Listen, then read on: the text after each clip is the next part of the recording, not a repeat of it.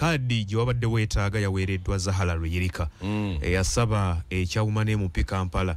naye ati twagenza okwekanga twabadde tulowooza nti oba lisiti bagikozeemu era mu typing nga yabadde ayina kubeera mu Kampala naye ati twagenza okulaba ng'ali Makindye West n'abakulu nga bakikonfaminga kino kibaleka wammwe ng'abadde baagala kaadi y'ekitundu ekyo. Okusooka kyakusaalirwa kyamaanyi nnyo you know ekibiina kyaffe kye tulinamu essuubi eddene ne bannayuganda kye balinamu essuubi eddene okulaba nga kitandise okwefaananyiriza mu bikolwa byakyo oba oliawo ate ekibiina kye tuvuganya ekya National Resistant Movement. So kyakusaalirwa kyatukubye enkyuko ennene nnyo kubanga okusooka nange nalowoozanga ggwe waddo n'abalala bonna bali balowooza ndowooza ono wabaddewo era oba oliawo balina kye beerabidde naye twagenza okuwulira ate n'amaloboozi agavaayo you know agabakulembeze nga gongera kukatiriza kye tulaba kukatiriza ekyo ate nga kyabulimba ekiwedde you know n'omwana omuto n'ayonka kyakola ki kyalaba so kyakusaalibwa nnyo okulaba nti n'abakulembeze baffe betuwa ekitiibwa kubanga bwe mpulira amaloboozi agava nga mu siniya mukulu wange John Mary Sebuufu amaloboozi gakola ne mpulira muto wange gwempa ekitiibwa Ssennyonyi byayogera nga bina tebikwatagana ng'olabira ddala nti bwe tunaba nga tutambula n'obulimbo bufaanana bwe butyo n'ekitandikirwako the basics nga tetusobola kuzikola then ndowooza tulina ekizibu ky'amaanyi wano obulimba bwe baliko yes because kya bulimba byonna tutunuulira byonna bigenda ennaku zino tokyasobola kulimba olw'ensonga nti buli woobeera kamera ziba zikoze eki zikulaba zikutunuddemu so kati bw'otandika okulimba ebiri mu giraasi n'olaba ng'ofiirawo olimba emimwa gyonna ogisiize ekitiibwa kyo kyonna okyeyambudde okukola obulimba obufaanagana bwe butyo olaba nti kyakusaalirwa kinene. Ki kye baalimbye Haji? Anti ekyobulimba kiri kimu kyokka ekyokugamba omuntu gwe tutaaviitinga naye gwe tutaali naye mu process nti ate yazze n'atuwangula nti ate yasaba ddi nga n'ebikolwa n'amaloboozi ge gonna nga ne vetting tugimaze amaloboozi ge weegali gonna nga akkaatiriza ali ku programu emu eya TV ne bamubuuza ekibuuzo n'aga nti nze navetingidde wantu wamu wokka era siina walala wonna booli yagezaako ng'alinga preempting oba oliawo yali alingirizaayo komunda eyo ng'alaba waliwo ebitambula n'akimubuuza n'aga nti nedda wadde n'akatono si vetting nanko wantu wala na vettingidde mu kifo kimu kya Woman MP Kampala. So tetwaniganye kudda kubanga Zahara mu Makindye gyazaalibwa era gyabeera ezo tewali wakikola ki era gyasooka okulaga interest nga tannagenda Kampala kwafu yatusangayo era naddukayo emisinde n'agenda e Kampala mu lujjudde mu lwatu n'agenda e Kampala n'alaga interest ye abasinga bonna babadde bagoberera ebibadde bigenda mu maaso you know competition yabaddewo yalina hot nnyo wakati we ne mukyala Malende ebigambo byabadde bingi era eyo gye bamuvetingira era gye bamwasesingira oluvannyuma lw'okugamba nti oba Malende amuwangudde ffenna tukkiriza because ogenda mu competition okkiriza nti waliwo akuwangudde kati ate bw'amala okuwangulwa kitwandiyise reject bamurejectinze eri ate omukasukooti eri gy'ataavuganya. So awe wali ebibuuzo byaffe you know byetwebuuza newankubadde nga abamu abajjonkezi omuwulira ng'ayogera naye kataliko principle naye njagala nkutegeeze nti obanga olina family ng'olina abaana bamulirwana nabatandika okukomplaininga nti gye baleka enva zaabwe mu ffumbiro obudde bugenda okukyanga ebifi by'ennyama tebikyawera ng'omwana wo yagendayo n'abikola ki n'abisomola ne bakugambako n'ogaana nti nedda omwana owange tasobola kubba nnyama tasobola kukola kutya ng'olemereddwa okwaseesinga ekituufu njagala nkutegeeze nti repercussions zijja kuddira eziri negative zijja kuddira maaso eyo kati bwe tuba nga tuli mu kuzimba kibiina nga tuli mu kuzimba alternative government naye ng'ate bwekola mistake tusiiga buzigo mu kifo ky'okutereeza kino kubanga this is internal politics, internal management of our affairs in the party. So wabanga waliwo ensonga nga baziraises ba party members kiba kya bugunjufu okuzitululamu tokavalinga bukavalinzi n'oluzinga n'ekitiibwa kyo n'okyeyambula ku bintu ebiri mu girasi ebirabibwako n'ogamba nti oyo yajja n'avetinga n'akola atya kamera zaamukwata batulagayo kilipu emu nga kamera zimukwata avetinga zaaliwo ddi oba okitegeera naye tewaliiwo ebintu byekibiina n'omukulembeze waffe azza akyogera lunye Bobi Wine nti mu nsonga zonna ziteekeddwa okubeera za bwerufu mukozese kamera zammwe kyali official nga balina ne official cameraman wali eri ku kitebe okukwata activities ezo nga zigenda mu maaso tewaliiwo n'omulundi n'ogumu n'olunaku lwe tusembayo kuggalawo exercise eyo ffe nga ab'e Kampala twalaba bulungi nnyo twali mu layini yeemu n'abakyala abo era ffe nga ab'e Makindye be baatusooka nayo era empapula ze batwala nga basaba Kampala be batwala nayo n'oli yatuyitanga okugenda mu process y'okuvetinga nga tutudde ku butebe bwaffe tujja tuseesetuka yatuyitiranga mu clusters zaffe aba Kampala si ba Kampala fenna aba Kampala wali lunaku lwa yes woman MP Kampala ne basoma n'amanya Zahara Luyulika Shamu Malende waliwo n'omukyalo mulala mwannyinaze ne bagenda nga tukanudde amaaso tubakola ki tubalaba ne bava ne bagenda ku b'e Makindye West ne tugenda abasembayo ku lunaku olwo baali bafubutuka Makindye East omwali ne mulya nnyama kubanga najjukira yali yakagenda eyo naye yalaga oluvannyuma lwannyeko okuvaayo n'agamba tadda ate namala ne yeefulira mu kitinga embazi mulya nnyama n'agamba agenze mu Makindye East era twamulabanga naye bamukola ki bamuveetinga n'abali mu makomera twalaba exercise nga muto wange wayiswa muganda we azze kato oba okiwulira azze okumukiikirira oba bukituufu oba si kituufu naye nga ye yajja kato twamulaba ffenna mu lujjudde n'ali eyawuliriza yamukola ki yamulaba n'ogamba nti Nambooze yali omulwadde ku kitanda naye process ye twagikola ki twalaba tewali mu Uganda yonna tewali muntu yenna acomplaininga mu kitundu kirala naye wano ekiri mu giraasi n'oli emisana tukundowooza nti enkola eyo teyina gyegenda kututwala nfo ky'okuwolereza n'okugamba kino ekibiina olumu kiteekeddwa okukkiriza abakulembeze baffe babaawo ensobi ne bagitereeza ebintu bino bikyukira wa Haji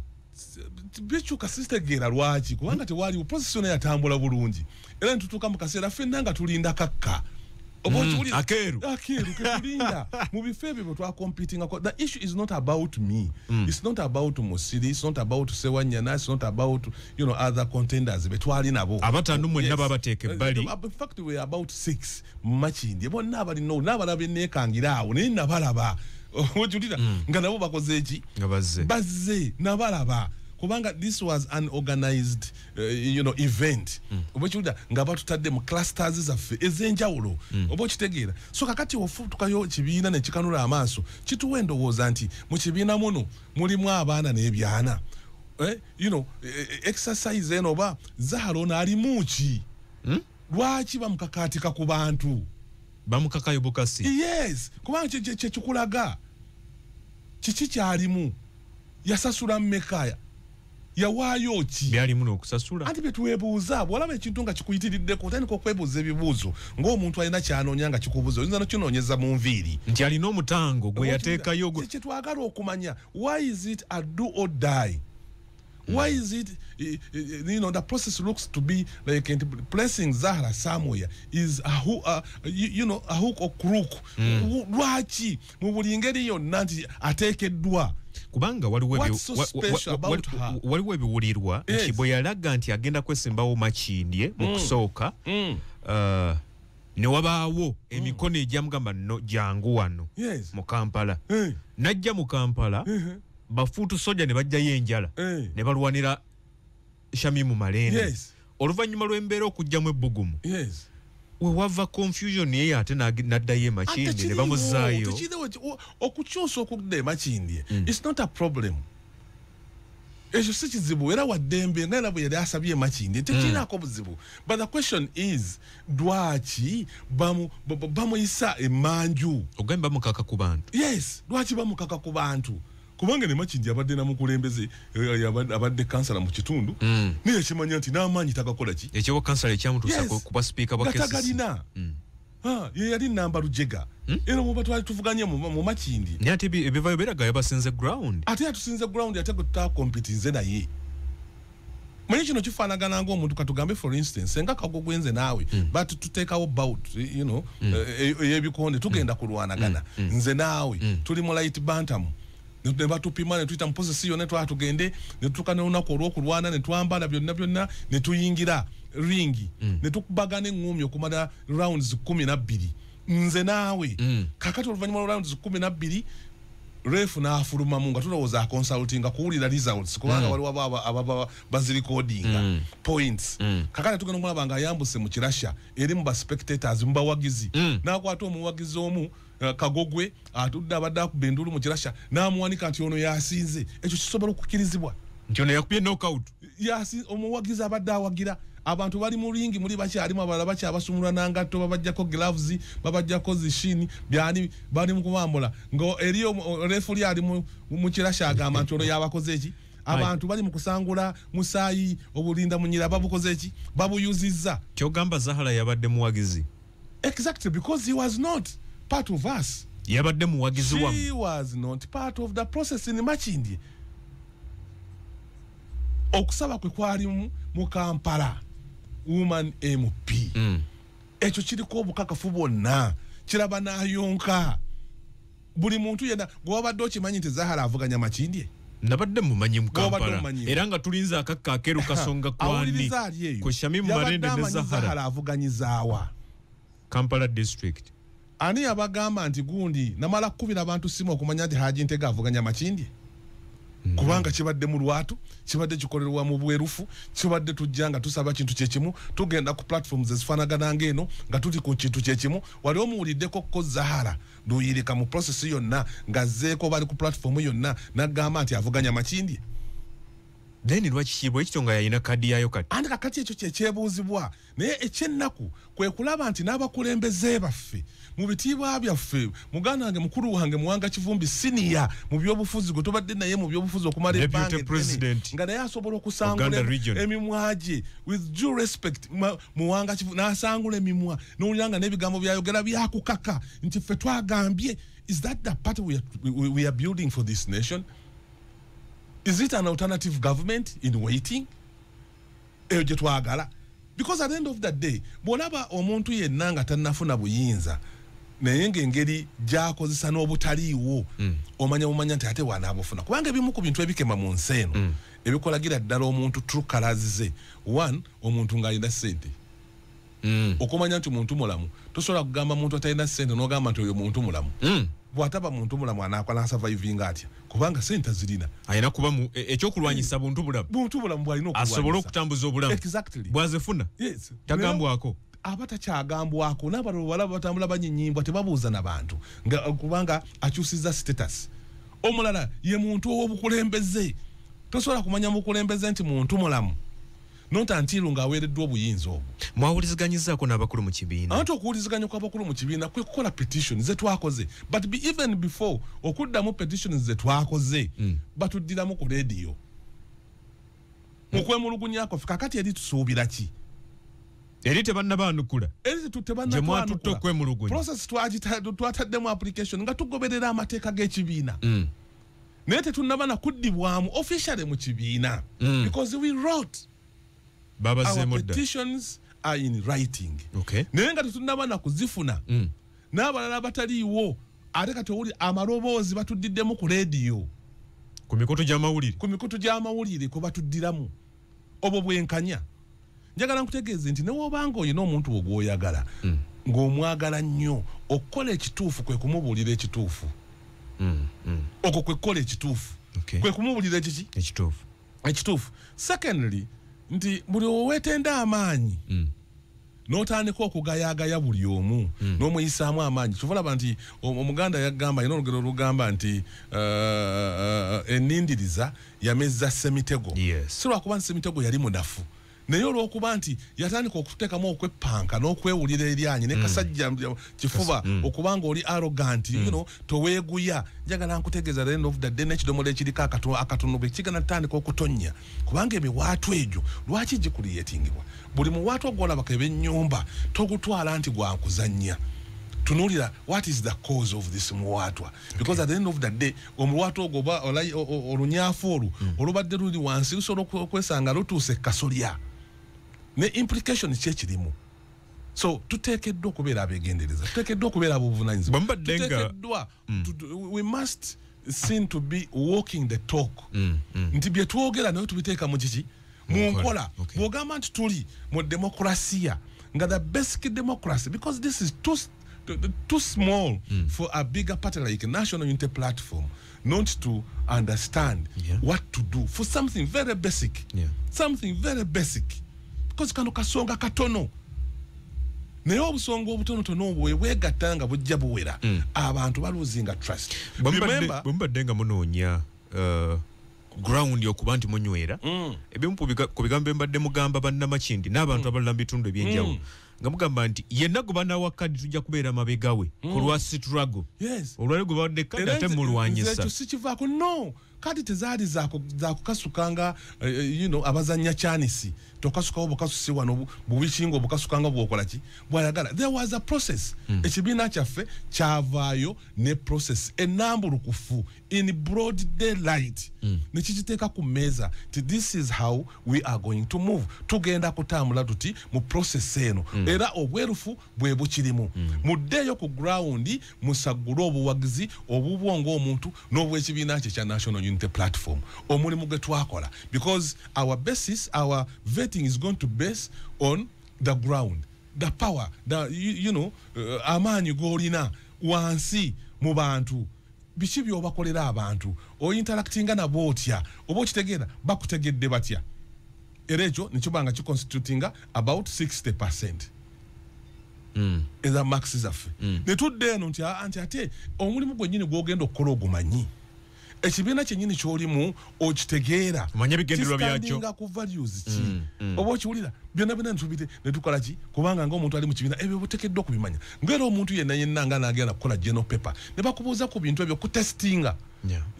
entegeeraayo eri etya n'okumanyako kubanga ekifo ky'ogenda kukulembera abantu otekeddwa okubanga oba bakubalamu abo abamanyi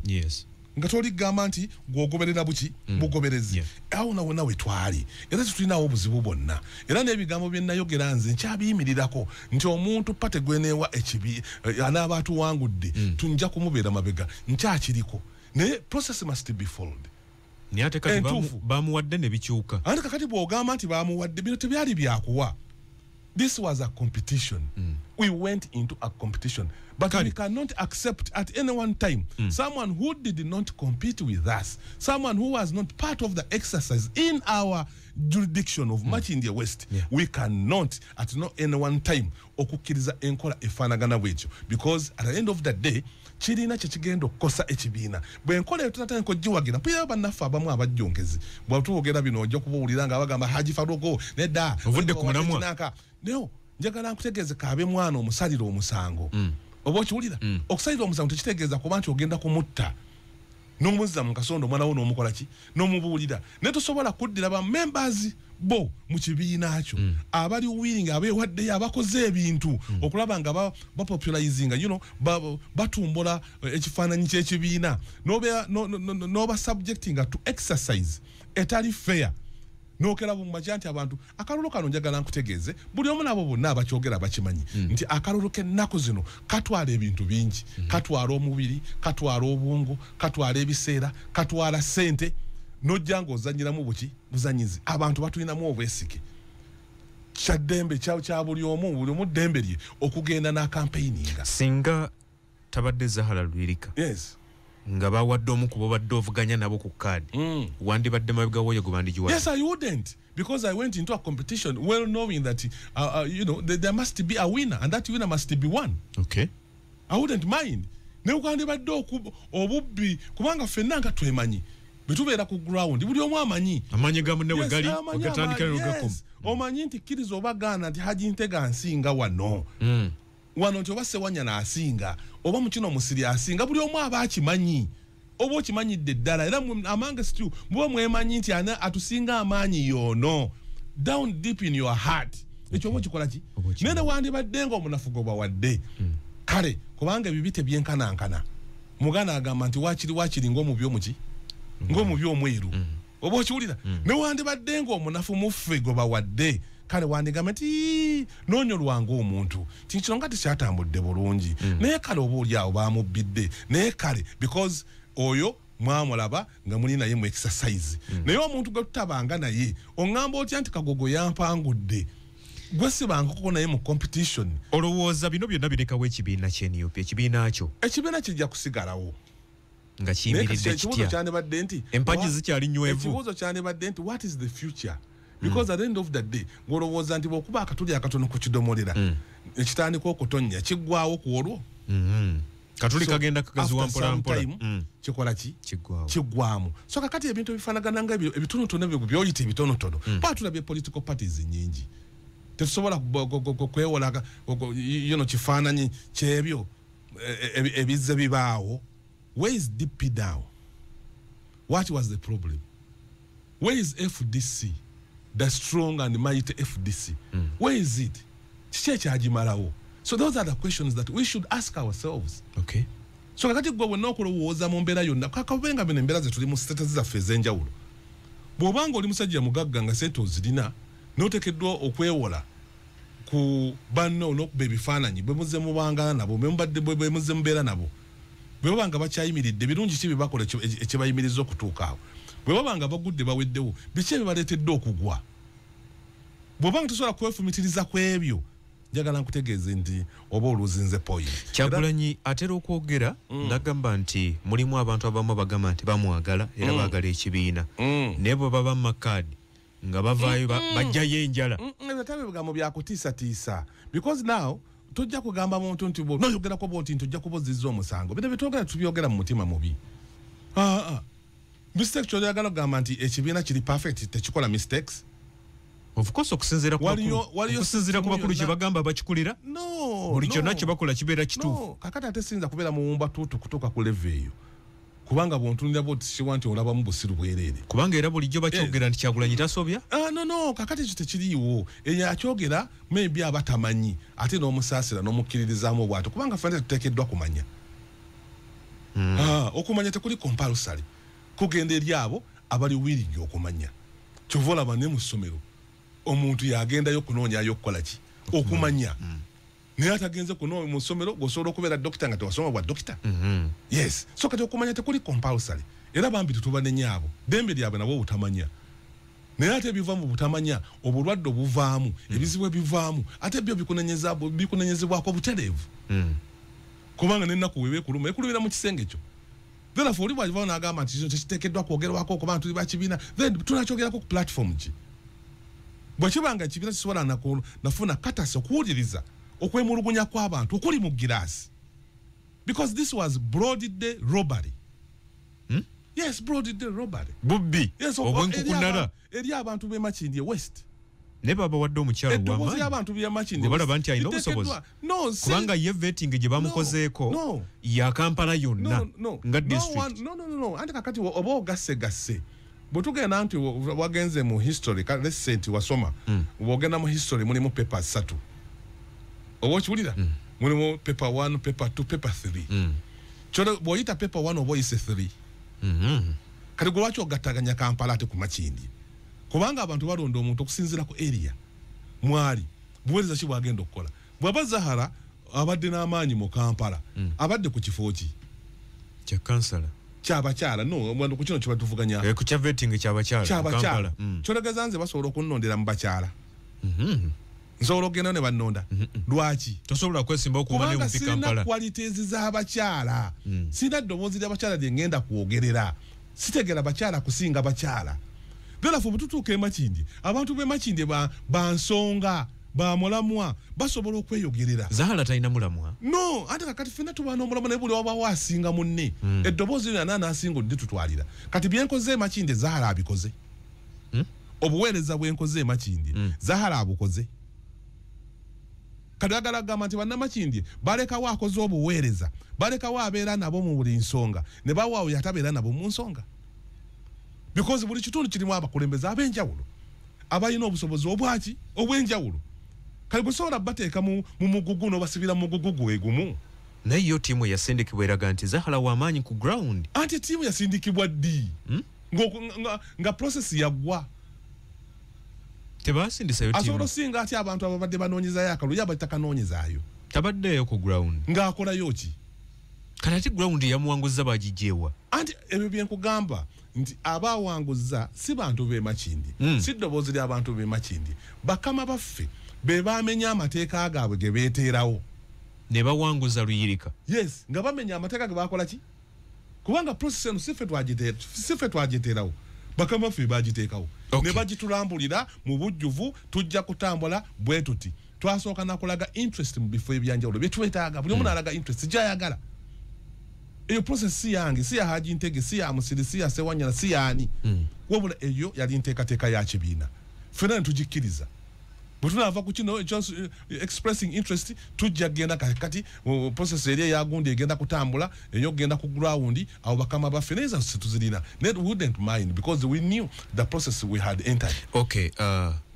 Haji Mpulikanga bina byogeza obukyayi ku mutima guno guweza omulundi ogwokubiri nga kadi ekuyita myaganya jangalo 221 era wali osabye owebe kadi y'ekitundu kyekimu ne batagikuwa ne bagiwa Alan Sewanyana olwalire wazemu nolago obwetaavu mu kadi eyo neera yakwise myaganya jangalo awuliza nzo kulowooza nti kati ofunye obukyayi ku mutima. No sifuna bukyayi nina okunyolwa more especially nga tempeebwa olw'okuba sirwakule kubulwa busobozi era kindeetera n'endowooza egamba nti oba olyawo ndi mbafaananira bubi sibwe wekka kubanga oba ndi mwana muboole ne Haji Latif Sebaggala naye omu kuba tafuna kadi genda mu issue za Honorable Latif Sebaggala because tuli mu constituencies za njawulo weewaawo nga ne policy zaffe ziyinza okufaanagana mulina ebibagatta ku kitebe muli ku kibiina kimu family yemu kati omuntu ayinza okugamba oba family gye bataasiima byonna bikuleetera kubanga woosoberwa byonna obyebuuza naye ani atamanyi nti family yaffe y'amaanyi mu nsonga z'ebyobufuzi kubanga worldwide family zonna bwogenda America oyogera ku family z'ababush oyogera ku family ja Jeff Kennedy n'abalala bonna family tuzimanyi nti ziba za byabufuzi okutali musango era sinza kwetonda olw'okuba nti nva mu family nga ya byabufuzi kubanga choosing. I did not choose to be one of the Sebaggalas. I did not choose that. Emirundi gino ebiri kikulemeseza okufuna kadi andi kakati ekyo kyonna kijja nti waliwo ekkobaane ebyokusaanyaawo family nsonga z'ebyobufuzi oba ku mulundi guno ekikubonerezesa kuba nti oli wajja independent nga bakumye kadi ebbanga lyonna njagala nkutegeeze nga tonnatunuulira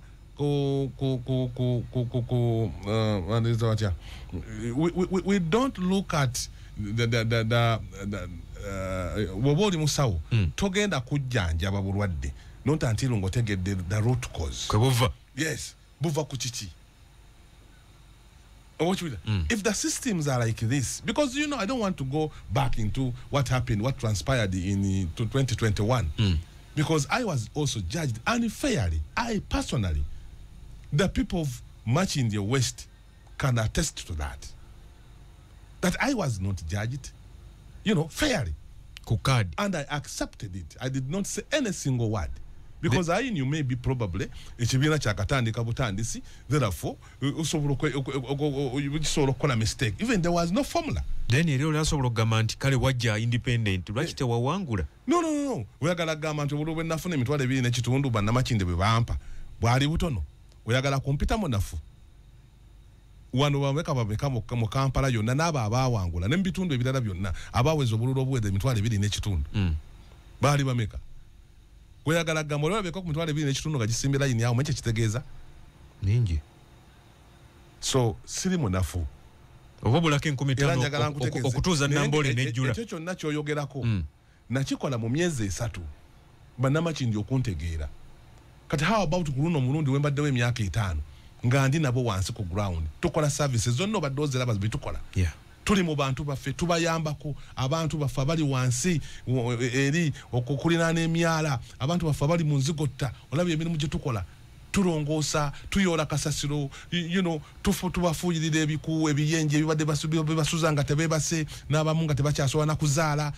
tubadde mu services kuyamba abakyala baffe okubakulaakulanya ababodaboda baffe abavubuka baffe mu exercises zonna ez'enjawulo tournaments ez'emipiira okulaba nga tutumbula talents z'abavubuka baffe byonna tubikola n'ebirala ebingi bye tukola. Kati ekyo nkikoledde okumala emyaka 5 bwebanga mu myezi 3 nasobola ofuna obululu obuweze emitwalo 2.5 how about emyaka 5 nga n'abantu bali tebategeera mutu gwe baliko kubanga propaganda yali mungi okwemulugunya kwa tutte mu bakulu singa kuvaayo ngera tewali kikyuse ozaako kinga Haji Ntege Farouk olabanga tebatujazinze fairly eddoboozi ly'abannamakindi abatakansi abataka abamakindi abantu b'emakindi bajja kusalawo kyekyokukola era banagamba nti Haji Ntege Farouk teeka wansi boots dayeka. I'll do that comfortably because I'm not jobless. Ekyo kimanyi nze ndi job creator. I'm not seeking for a job. I'm seeking to deliver service. Ampuliriza ngako lero mpulira ulira ebintu nakyo sikyuli manye mpulira bino basinga okunvuma ennyenyenye bempulira waliwo abali negative about me abatamanyi Zahara yani naye ekyo sinaba kukiwulirako because navaayo eyo nengenda ku Woman MP wa Kampala empapula nateekayo za Woman MP wa Kampala so savetinze mu kifo kirala navetinze nga Woman MP for Kampala so awindi oyo nno ye Zahara Luyirika nga ayongera okukkaatiriza ebigambo obwedda Haji byayogerako wano nti kyabeewunyisiza okulaba nti ate omuntu yasaba Kampala Woman MP ate ali Makindi West alina kaadi yaayo oba Kampala bagigabanyizaamu ebitundu laga nno gwe kwatirawo nono kwatirawo Haji bino bitegeeza ki? Bitegeeza tannaba kuvaayo gamba nti ye mulugunya yasaba Kampala lwaki bamuwadde Makindi West kitegeeza naye yakkirizaganyizza n'ebyavudde mu vetting oba waliwo okukkirizaganya okwatuukibwako n'abakulu? No, ye nyini okweyagaliza kwa buntu kubanga eyo jjukira gye yasooka okusaba naye nze ndowooza nti nagwo gubeera mu lugube obuntu obutamatira n'ekyo ky'oba okoze eki wali ompuliddeko ko nga nsaba ekifo ekirala bwekyanga mpulira nga nze mu byobufuzi golowooza sibiriiko era sebampisemu bintu ebyenjawulo najja mu byobufuzi nga mmanyi mwattu kyenjagala n'obuweereza bwe nyali njagala okukola nga mmanyi wenteekeddwa obukolera bwensuubira nti awo wenja okusinga okuweerereza obulungi nze siriiko ekyo kyonna kigamba nti olwokuba emmere teriiwo ekiriwo ky'oba oleeta nina choice okwesalirawo ku ekyo kyenjagala okulya naye banje bannaffe bw'oleeta amakoloni ng'awuuta bw'oleeta obuugi ng'awuuta bw'oleeta kino ng'awuuta so kati nze siri mu kaliba eyo bwe nzija mu kitundu bwe mba nina kyenjagala kyempasuubinga nze tageti yange eringa ya mpologoma empologoma yensonga lwaki yesinga okubeera enjizi ennungi mu zitasubwa mu nsiko omwo kubanga empologoma ebeera na target nga tennaba kusimbula esooka kwetegereza mu busolo bwegenda okukwata kaluwa keneesobola kaluwa akali wiiki kaluwa akalimalamu nebo zibeera nnyingi efokasinga kukamu fokasinga kwake era bwegamba nti eyo amaaso gaayo n'amaanyi gaayo aweegateeka bwesimbula kano ne bakagisala mu maaso tegoba ate nga yagala kaweewo ate akamyo ne kasala nedduka negoba akaweewo emaliriza tena kefunye emaliriza tona kyofunye so ensonga lwaki kakati olwaleero afuuse oba muyita batya naddibanga addeeno what is it ekiri mu ekyo kyogoba kyogamba nti waleka ebibyo olina okujja n'obikola ki n'obifuna nze Makindi nziruse nze kuba MP Woman MP bakukubiddeyo bakuhangudde ofuuse reject odduse emisinde okomyewo gye wava okusooka olaba nga waliwo ekizibu ky'amaanyi so nga bannamakindi twafunye ekyekango kinene kubanga twagwiriddwamu omusezi era yensasa geno gyokola ki gyolaba yes no the reason why I'm saying njagalo gyemu makulu gakirimu because omuntu goba tosuubira omanyi omusezi ajira mu mpewo nga tomulabye osinzira ku statement ezakoleddwa nti omuntu yavetinga yasaba kikulaganga omusezi mba omusezi ebeera mpewo oba kitambo kyazze ne kigwa mu kisenge tusanze twebase ne tugugumoka omuntu gwe twagaddewo enzigi nga taliimu genda kudda amaaso ng'atolaba omuntu akuyimiridde mu maaso kakati tukyakyewuunyo nnyo era bannamakindi ekikyabatawaanya obwongo tutunuulire ku abantu abamu abatafunye kadi abadde bazirina naye ne babasikiza abantu abalala engeri enkyukakyuka ezaakoleddwa mu kuwa kaadi oitunuulidde engeri ki abantu abaddeyo engatto zaabwe neneko abamu ku baleese bwolyawo nzugamba nti bakyali ku lugendo lw'okwongera okwasaganya ebyobufuzi naye ensibu ekyogera ekyo agamba lwaki mutunafuya nze mwali munnafuya kakati ndi bwenti Kyagulanyi mwali munnafuya kati ali bwati olowooza parliament y'omulundi guno singa bebawadde kadi Katonda abawandako eddusu ne bagenda parliament enaafaanana etya? okusoka kwa byonna nzikiriziganya nti buli muntu yenna alina obusobozi bwe mu mbeera ze ez'enjawulo ate obusobozi bwaffe tebufaanagana ate obumu budipendinga ku ekyo kye tugenda okukola bagamba nti twagala ba engineer gwe yasoma obusomesa ojja bwe tugamba nti ino tasiki eno esaanamu tugenda kusitula nsawo mu sitoowa tugenda kuba batikuziba nsawo kagogo wa kilo 2 naye agenda okusitula ensawo ez'ekikumi lwakuba nti mu Uganda ndabyeko abeewayiriza ebintu namugamba twagala bayinginiya nagenda ku nassa kati awo ekyo nakyo kirala kubanga kizibu nnyo okumanya nti ono yagenze kuki ku nassa kubanga mu nassa ajjayo bipapula ne Makerere oba mu institutions zonna endala universities oba colleges nazo zigaba bipapula so kati ayinza okuba omuzibu w'okudetectinga ate era abantu tokimanya nkoko nti ekintu ekizibu ekyokuzuula an idiot omuntu atategeera muzibu nnyo wakuzuula omulaba oluvannyuma nnyo ng'amaze kukola nsobi neweeka twalonda mu atategeera twalonda mu buyabuya so ebyo bizibu naye ffenna twandiyagadde bana tuba tukola business ogikola ng'ekigendererwa kyo kyafuna magoba naye olumu weekanga nga togakoze eki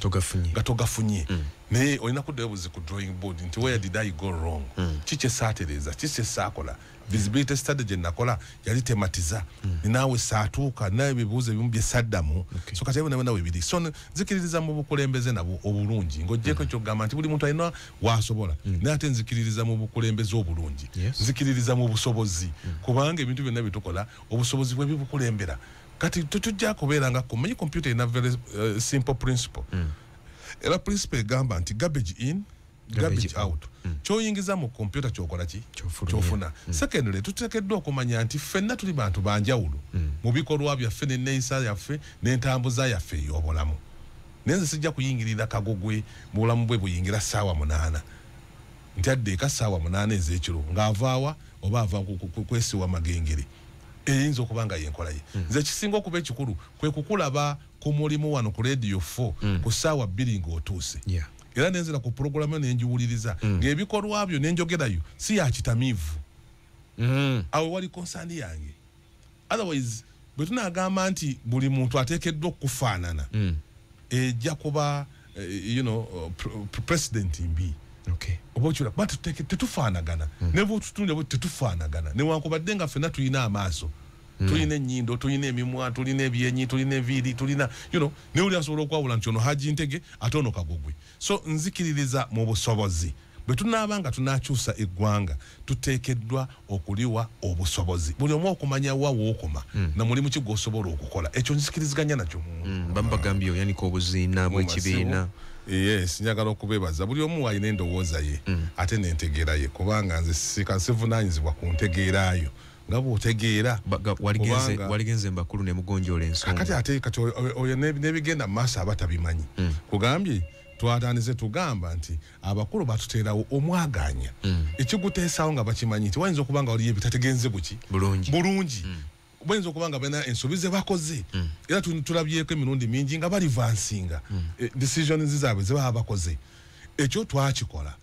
ne tugenda ne tuwandiika petitions zaffe ne tuzitwala mu kakiiko aka tribunal nga tetunnaba kuddibwamu twawulidde bakulu nga bali ku leediyo ate batuddiramu ku leediyo ate n'ensonga nga tebazikutteeko wawulidde bakulu ki ani mpulidde amaloboozi bulungi nnyo aga bwana Ssenyonyi emirundi mingi nga ku platforms ez'enjawulo mpulidde omukulu Muwanga Kivumbi vice president wa Buganda ng'ayogera ku nsonga y'emu ng'ali mu mawulire naye ffe twataddeyo petitioni zaffe gyeziri teziddiddwamu wabula tubiwulira ku leediyo ate nga byakujolonga na kukakkanya ng'ate tetwogerako kyonna kiri mu giraasi tugamba nti sisitimu kibiina kye kyaziteekawo mu bwerufu ne kizirangira ne bwogenda ku platform zaffe kwebiri butya buteekeddwa okuyitamu exercise eyo ne tugoberera amateeka tugamba nti bannaffe nti twali bantu 5 nti ate ono munnaffe omulala ate yafubutuseewa ogamba nti yatuwangudde gwe tutaavuganya naye njagala awuliriza ali eyo ekyo kyabanja anziramu ekyo kyabakola ki